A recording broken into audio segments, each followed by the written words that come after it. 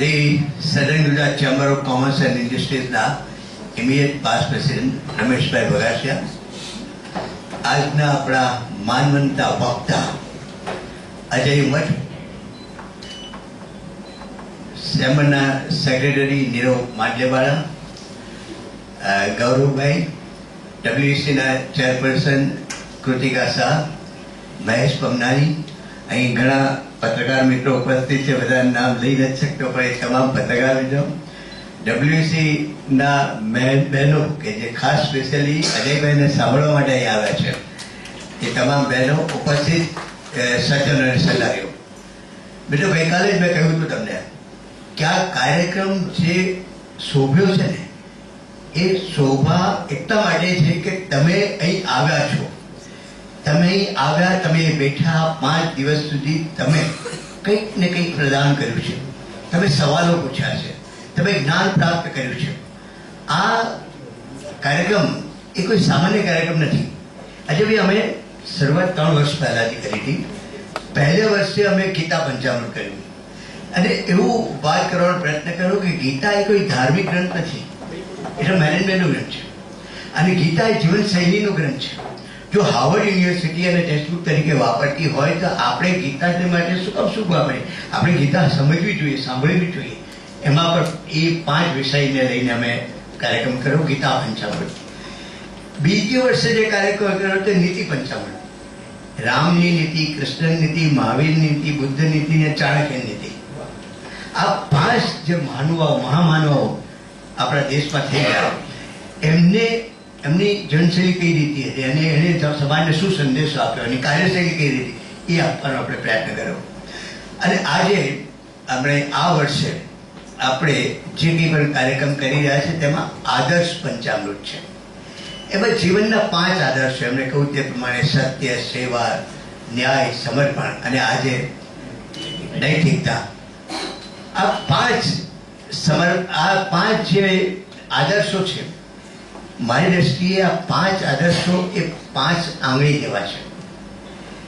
આ જે વ્યક્તિ આ આદર્શોને 5 આંગળીની જેમ પાળે છે, એનો ઉપયોગ કરે છે એ આદર્શોનો હાથો દ્વારા, આંગળીઓ દ્વારા, અને જે વ્યક્તિ એ 5 આદર્શોની મુઠ્ઠી વાળે છે તે મુઠ્ઠી ઉછેરો માનવી બની શકે. એટલે જો કોઈ વ્યક્તિએ મુઠ્ઠી ઉછેરો માનવી બનવું પડે, હું એમ માનું છું કે આ 5 આદર્શોનો અમલ કરવો કોઈ સામાન્ય વાત નથી, બહુ અઘરી વાત છે. પરંતુ અમારી વાત એવી છે અજયભાઈ કે અમે એમ વાત પહોંચાડવા માંગીએ છીએ કે કંઈક ને કંઈક આજે બીજ તો રોપાશે. આજે કોઈક ને કંઈક નૈતિકતાની વાત થશે તો એને થશે કે મેં તે દિવસે ખોટું કર્યું હતું, અનૈતિક વાત કરી હતી, બસ અમારે આટલું જ કર્યું છે. અમે સમાજને બદલી શકવાના નથી, પરંતુ અમે બીજ વાવી શકવાના છે. બસ એવા આશયથી આ કાર્યક્રમનું આયોજન કર્યું છે. હું માનું છું કે જે વ્યક્તિ નૈતિકતાનો અમલ કરે છે, જે નૈતિકતાને મૂલ્ય તરીકે સ્વીકારે છે, એ વ્યક્તિ અમૂલ્ય બની જાય છે. અજયભાઈ તો એ સુરતથી બહુ જાણીતા છે. અમે જે મૂળ સુરતીઓ છે ને, તે એક નામ હંમેશા નૈતિકતાની વાત આવે ને ત્યારે યાદ કરીએ, નુરા ડોસા. નુરા ડોસા ત્યાં કોઈ પણ વ્યક્તિ ક્યારે જાય તો કદી છેતરાય નહીં.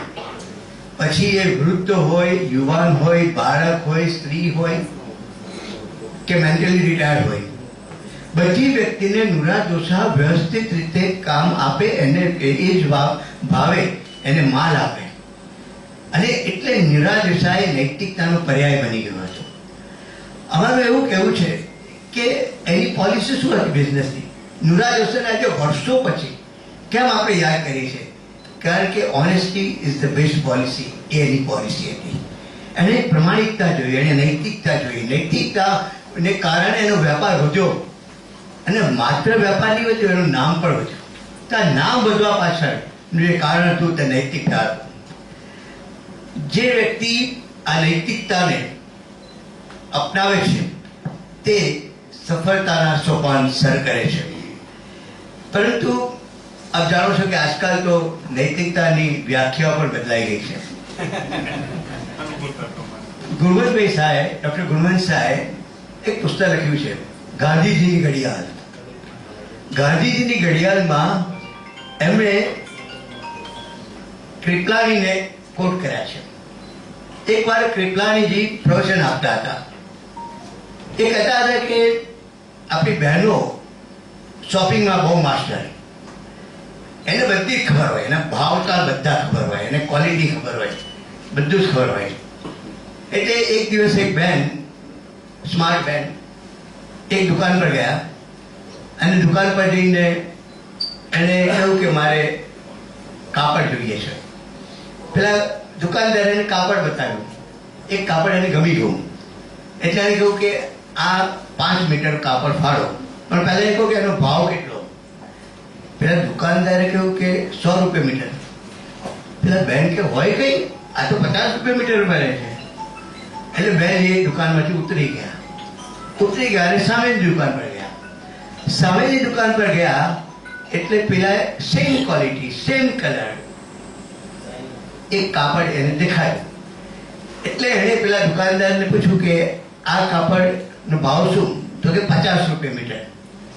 એટલે પેલા બેનનો અહમ ઊંચો જવાય કે હા, જો હું સાચી હતી ને, હું બધું જાણું, આઈ એમ અ ગુડ શોપર, મને શોપિંગનું જ્ઞાન છે. એટલે એણે કીધું કે સાહેબ તમે 5 મીટર ફાડી કાઢો. હવે જેવું એને ઓર્ડર આપ્યો પછી એને જોયું કે એનું પોતાનું પર્સ ભૂલી ગયા હતા સામેની દુકાને. હાફા મારવા માટે મન થયું કે ચોક્કસ જ સામેની દુકાને ભૂલી ગયા. એટલે હાફડા ફાફડા બહાર નીકળ્યા. ત્યાં સામેથી પેલો દુકાનદાર એનું પર્સ લઈને એની આ તરફ આવી રહ્યો હતો અને આવીને એને કહ્યું કે બેન, તમે તમારું આ પર્સ મારી દુકાનમાં ભૂલી ગયા હતા. પેલા બહેને કહ્યું કે what type of person you are. એક બાજુ તમે 50 રૂપિયાનો માલ 100 રૂપિયામાં વેચો છો અને બીજી બાજુ મને મારું પર્સ પરત કરવા આવો છો. What type of person you are. હવે સાહેબ આ દુકાનદારનો જવાબ સાંભળવા જેવો હતો અને કહ્યું કે that was my business morality and this is my social morality.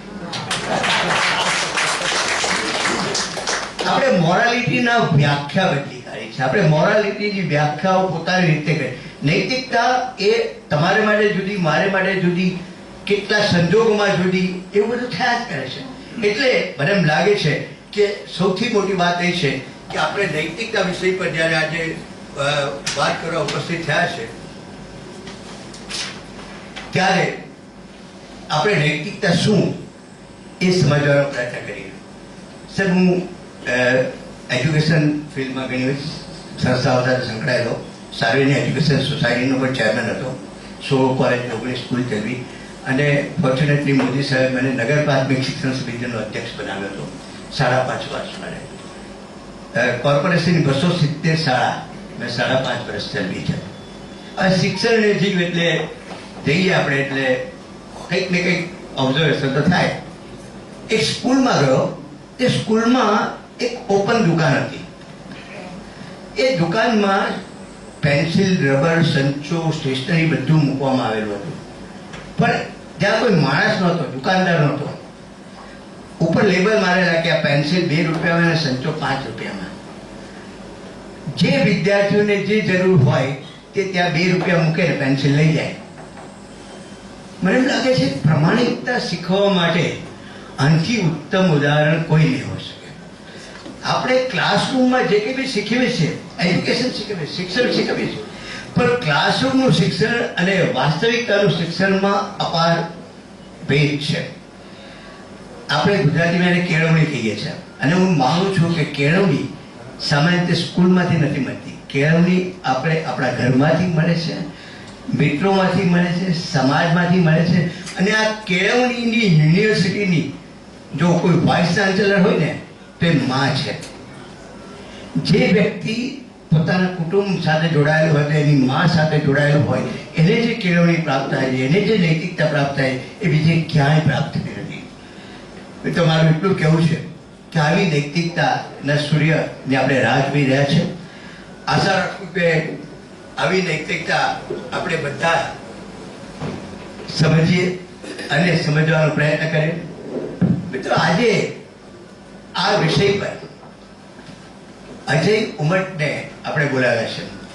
હું અજય ઉમટ એટલા માટે કહું છું કે અજયભાઈ, તમારી પાસે ભાઈ શબ્દ છે ને, મને જ્યાં ભારી લાગે. મને લાગે છે એટલે અજય ઉમટ જ કહો. અજય ઉમટ અને આમિર એવું છે ને કે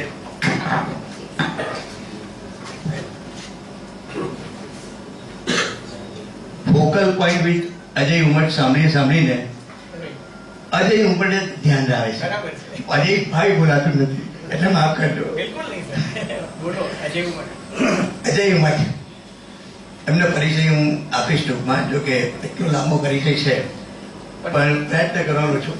મારી વિનંતી છે કે ના ના ના, એ મારે બોલવો છે એટલા માટે કે લોકોને ખબર પડી જોઈએ કે અજય ઉમટ ક્યાંથી છે.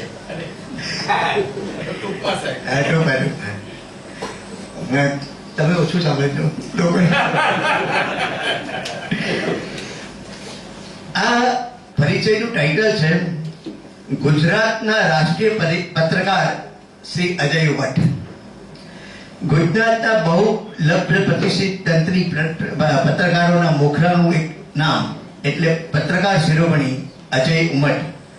એવું કહી શકાય કે તેઓ ગુજરાતના રાષ્ટ્રીય પત્રકાર છે. હાલ તેમના સુકાની પદે ગુજરાતી દૈનિક નવ ગુજરાત સમય અને અંગ્રેજી દૈનિક અમદાવાદ મિરર અખબારો સફળતા અને વૃદ્ધિના એક પછી એક સોપાનું સર કરી રહ્યા છે. તેઓ આ અખબારના ગ્રુપ એડિટર છે. સ્ટેટ એડિટર તરીકે તેમના નેતૃત્વ હેઠળ દિવ્ય ભાસ્કર ગુજરાતી અખબારે પ્રગતિની છલાંગ લગાવી હતી. ગુજરાત સમાચારના અગ્રણી પત્રકાર અને કોલમનિસ્ટ તરીકે તેમની કલમનો જાદુ વર્ષો સુધી ગુજરાતી વાચકોએ માણ્યો છે. Sandesh, Jansatta, Loksatta, Times of India Gujarati, India Today Gujarati સહિતના અખબારો સામયિકો થકી તેમના પત્રકારત્વની યાત્રા ગુજરાતભરના સંખ્યાબંધ પત્રકારો માટે પથદર્શક રહી છે. અંગ્રેજીમાં ટાઈમ્સ ઓફ ઇન્ડિયાના સિનિયર એડિટર તરીકે પણ તેઓ દેશભરમાં ચર્ચા જગાવે એવા કેટલાય અહેવાલોના પ્રણેતા રહી ચૂક્યા છે. ગુજરાતનો વિનાશકારી ભૂકંપ, અક્ષરધામ પરનો આતંકવાદી હુમલો, ગુજરાતના કોમી રમખાણો સહિતની પાછલા કેટલાય દાયકાઓની દેશ અને દુનિયાને હચમચાવનારી ઘટનાઓ તથા ગુજરાતના રાજકીય પ્રવાહો સંબંધી કેટલીય બ્રેકિંગ સ્ટોરીઝનું શ્રેય એમના નામે બોલે છે. વાસ્તવમાં ગુજરાતના આધુનિક રાજકીય ઇતિહાસના એક આધારભૂત તજજ્ઞ તથા બાહોશ રાજકીય વિશ્લેષક તરીકે દેશ દુનિયામાં તેમણે પ્રતિષ્ઠા હાંસલ કરી છે. આથી દેશ વિદેશના કેટલાય રેડિયો સ્ટેશન ઉપરાંત ટીવી ચેનલો તથા રાષ્ટ્રીય અને આંતરરાષ્ટ્રીય સામાયિકોમાં તેમના અભિપ્રાય અને એનાલિસિસની હંમેશા માંગ રહે છે. ગુજરાતી ચેનલો પર સાંપ્રત પ્રવાહો અંગે તેમના ધારદાર અવલોકન, દ્રષ્ટિકોણ તથા બેહદ ઊંડાણભર્યા ઇન્ટરવ્યુઝને માટે ગુજરાતી દર્શકો તેમની પ્રતીક્ષા કરતા હોય છે. પોઈન્ટ ઓફ ઓર્ડર, નુક્તેચીની સહિતની એમની અખબારી કલમો ખૂબ વિશાળ વાચકનો ભાગ ધરાવે છે. માત્ર રાજકારણ નહીં પરંતુ ગુજરાતના ઉદ્યોગ જગત, કલા અને સાહિત્ય જગત, શિક્ષણ ક્ષેત્ર અને જાગૃત કર્મશીલોમાં તેમની એટલી બહોળી લોકપ્રિયતા ધરાવે છે. ખરું કહીએ તો ગુજરાતના જાહેર જીવનમાં તેમના સ્તરની લોકપ્રિયતા અને સંપર્ક સામર્થ્ય ધરાવનારા સંપાદકો ખૂબ જૂથ છે. ગુજરાત મીડિયા ક્લબના તેઓ પ્રમુખ રહી ચૂક્યા છે. તો સાથે સાથે અનેક ખ્યાતનામ શિક્ષણ અને સામાયિક સંસ્થાઓ સાથે પણ માર્ગદર્શક અને નિષ્ણાત સલાહકાર તરીકે તેઓ જોડાયેલા છે. કોમ્યુનિકેશન ક્ષેત્રે થઈ રહેલા ઇનોવેશન સાથે તેઓ સતત કદમ મિલાવતા રહે છે. ડિજિટલ મીડિયા ક્ષેત્રે પણ તેઓની સક્રિયતા નોંધપાત્ર રહી છે. દેશ અને દુનિયાના પ્રભાવો અને પ્રવર્તમાન ઘટનાઓ, પરિસ્થિતિઓ, ઉથલપાથલોને રજૂ કરતી એમની વિડીયો એનાલિસિસ ફોકલ પોઈન્ટ, મેં તમે કહ્યું focal point with Ajay Umat, આ સાંભળવાનું ચૂકશો નહીં. તમારે બીજું કઈ નહીં સાંભળવાનું, આ સાંભળો એટલે આખું રાજકીય વાતાવરણ શું ચાલે છે દેશનું અને દુનિયાનું તે ખબર પડી જાય. અત્યંત લોકપ્રિય બને છે. સચોટ, ધારદાર અને ઊંડાણપૂર્વકના આકલન અને વિશ્લેષણ સાથે તેઓ વૈશ્વિક સ્તરે તેમની જમાત કરી રહ્યા છે. શ્રી અજય ઉમટ એક પ્રખર લેખક પણ છે. એમના તંત્રી લેખોના સંપાદન પ્રગટ થઈ ચૂક્યા છે. ભારતના ભૂતપૂર્વ રાષ્ટ્રપતિ દિવંગત અબ્દુલ કલામે BS એના સ્થાપક પૂજ્ય પ્રમુખ સ્વામી વિશે લખેલા પુસ્તક ટ્રાન્સેન્ડ્સ માય સ્પિરિચ્યુઅલ એક્સપિરિયન્સ વિથ પ્રમુખ સ્વામી નો ભાવાત્મક અનુવાદ, નામ છે પરાત્પર, તેમણે કર્યો છે. આ ઉપરાંત પત્રકારત્વ તથા અન્ય સાંપ્રત વિષયોને લગતા સંપાદનો પર તેમણે આપ્યા છે. પત્રકાર તરીકે અજય ઉમટ ભારતના તત્કાલીન વડાપ્રધાનો તથા અન્ય મહાનુભાવો સાથે America, Russia, Syria, Kazakhstan, South Africa, Brazil, UK, Tanzania, Ethiopia સહિતના દેશનો પ્રવાસ ખેડી ચૂક્યા છે. તેઓ બ્રિક્સ સમિટનું ત્રણ વખત કવરેજ કરી ચૂક્યા છે. યુએન કોન્ફરન્સ, G20 શિખર પરિષદ, ન્યુક્લિયર સિક્યુરિટી સમિટ, ચોગમ સહિતની આંતરરાષ્ટ્રીય સ્તરની બેઠકોનું તેમનું કવરેજ પણ વાચકોએ માણ્યું છે. અમેરિકી સ્ટેટ ડિપાર્ટમેન્ટ દ્વારા international visitors leadership programme on investigative જર્નાલિઝમના સિટીઝન રિપોર્ટિંગ પ્રોગ્રામ માટે એમને ખાસ આમંત્રિત કરવામાં આવ્યા હતા. વડોદરાની MS યુનિવર્સિટીમાંથી BSc અને MSWની ડિગ્રી હાંસલ કરી ચૂકેલા અજય ઉમટ વિદ્યા સાધના પત્રકારત્વના ખેડાની સમાંતર ચાલી છે અને તંત્રી તરીકે અખબારોનું સંવર્ધન કરવાની સાથે સાથે તેમણે નિરમા યુનિવર્સિટીમાંથી LLMની ડિગ્રી પણ પ્રાપ્ત કરી છે. અખબારી કાયદાઓ અંગે તેઓ નિષ્ણાત ગણાય છે. આ વિદ્યા સાધનાએ જ અને પ્રાધ્યાપક પિતા તરફથી મળેલા વારસાને તેમનામાં રહેલા શિક્ષક જીવને પણ સતત સતેજ રાખ્યો છે. ગુજરાતની મુખરાની પત્રકારત્વ કોલેજમાં તેઓ વર્ષોથી અધ્યાપન માર્ગદર્શન કરતા રહ્યા છે. તેમના માર્ગદર્શન હેઠળ પત્રકારત્વની પાઠશાળામાં સંખ્યાબંધ ગુજરાતી પત્રકારો તૈયાર થયા છે. કેટલાય તેજસ્વી યુવા પત્રકારોના તેઓ ગુરુ છે. માત્ર પત્રકારત્વ જ નહીં, પરંતુ ગુજરાતના અન્ય તેજસ્વી વિદ્યાર્થીઓને સ્પર્ધાત્મક પરીક્ષા તથા ખાસ કરીને સાંપ્રત પ્રભાવો અને સરકારી કાર્યશૈલીથી વાકેફ કરવા તેઓ સ્પીપા સહિતની કેટલી સરકારી અને બિન સરકારી સંસ્થાઓમાં પણ અભ્યાસ અને તાલીમ માટે નિષ્ણાત તરીકે જાય છે અને સેવા આપે છે. પત્રકારત્વ ક્ષેત્રે મહત્વ પ્રદાન કરીને એમને હરિન્દ્ર દવે સ્મૃતિ પારિતોષિક 2010, દ્વિતીય ડીડી ગિરનાર શિરોમણી પુરસ્કાર 2013 અંતર્ગત શિરોમણી પુરસ્કાર, તુષાર ભટ્ટ પત્રકારત્વ award, feeling pride of Gujarat award, Bharatiya Patrakar સંઘ અને ગુજરાત પત્રકાર સંઘ દ્વારા લાઈફ ટાઈમ અચીવમેન્ટ એવોર્ડ તથા અન્ય કેટલાય એવોર્ડ પ્રાપ્ત થઈ ચૂક્યા છે. તાજેતરમાં તેમને જાયન્ટ ઇન્ટરનેશનલ દ્વારા લાઈફ ટાઈમ અચીવમેન્ટ એવોર્ડથી સન્માનિત કરવામાં આવ્યા છે. ચિત્રલેખા મેગેઝિન દ્વારા એમને ગુજરાતની 60 ટોચની પ્રતિભાઓમાં એમનો સમાવેશ કરવામાં આવ્યો છે. મિત્રો, આ તો પાસે પહેલી પૂર્ણી હતી. માત્ર એટલું કેવું છે કે અહીં જે કહેવાયું છે તે પત્રકાર શિરોમણી અજય ઉમટને આપની સમક્ષ હું રજૂ કરતા અનહદ આનંદ અને ગૌરવની લાગણી. Thank you.